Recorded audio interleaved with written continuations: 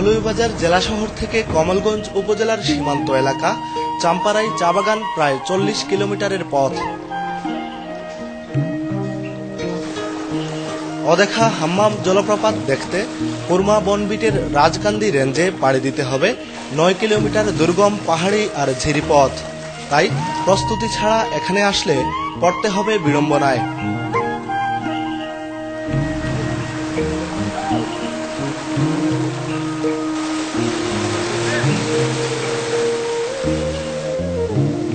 বেশি কঠিন পথ, আসার সময় যথেষ্ট প্রিপারেশন নিয়ে আসতে হবে। যত লোকের কাছে জিজ্ঞাসা করছি ভাই কত দূর, 1 ঘন্টা বলতে বলতে আমাদের 4 ঘন্টা পার হয়ে গেছে।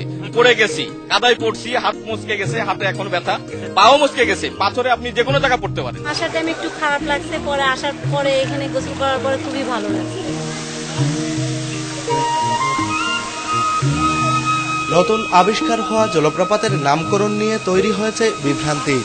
কেউ কেউ হাম্মাম জলপ্রপাতকে হামহাম নামে প্রচার করায় ক্ষুব্ধ স্থানীয়রা। তাদের মতে এই ঝর্ণাধারার নিচে দাঁড়িয়ে গোসল করা যায় বলেই এর নাম হাম্মাম। হাম্মাম ব্যাপারটা, হাম্মাম মানে যে গোসলখানা বলে, মানে এটা আরবি শব্দ সম্ভবত হাম্মাম। তো এখানকার এলাকার লোকজন কিন্তু হাম্মামই বলে। তো আমরা প্রতিদিন দেখলাম যে হামহাম একেবারে প্রাকৃতিক পরিবেশ, এখন রাস্তাঘাট তৈরি হয়নি, আসার ফেসিলিটি খুব কম, খুব রিস্ক ছিল রাস্তায়। তারপরে এসেছি, একটা অ্যাডভেঞ্চার হলো, এক কথায় চমৎকার। প্রকৃতির এই অপরূপ দৃশ্য যিনি প্রথম দেখেছিলেন, এটিএন নিউজের ক্যামেরায় তিনি বলছিলেন তার প্রথম অভিজ্ঞতা। রাস্তা সম্পর্কে ধারণা ছিল না, খুব একটা টেনশন ছিল। আমি ঝিরিপথ হয়ে প্রথমে আমি নদী এখানে চলে আসি। গাইড ছিল সে সময় আনুমিয়া ছিল আমার সাথে, ওনাকে নিয়ে প্রথম যাত্রা শুরু করি আমি। আসার পরে আমি দেখলাম যে এখানে উপর থেকে পানি পড়ছে, দারুণ একটা পরিবেশ। বাংলাদেশের ভিতরে আছে কিনা সে সম্পর্কে আমার সন্দেহ ছিল।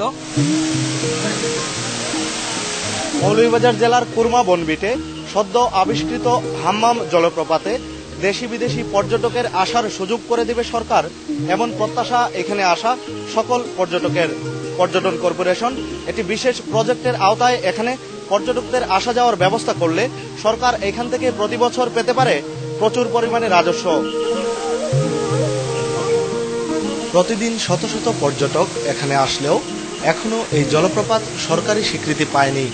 যদিও অ্যাডভেঞ্চার ট্যুরিজম কেন্দ্রের স্বীকৃতি পাওয়ার মতো সবই আছে এখানে। এ অবস্থায় যারা হাম্মাম দেখতে আসবেন তাদের অবশ্যই সকাল 8টার মধ্যে চাম্পারাই রেঞ্জ থেকে যাত্রা করতে হবে। প্রায় 7 ঘন্টার যাত্রায় ফিরতি পথে রাত হতে পারে, তাই টর্চ লাইটও রাখতে হবে হাম্মাম যাওয়ার সময়ই। আব্দুল আলিম শাহ, এটিএন নিউজ, হাম্মাম জলপ্রপাত, মৌলভীবাজার।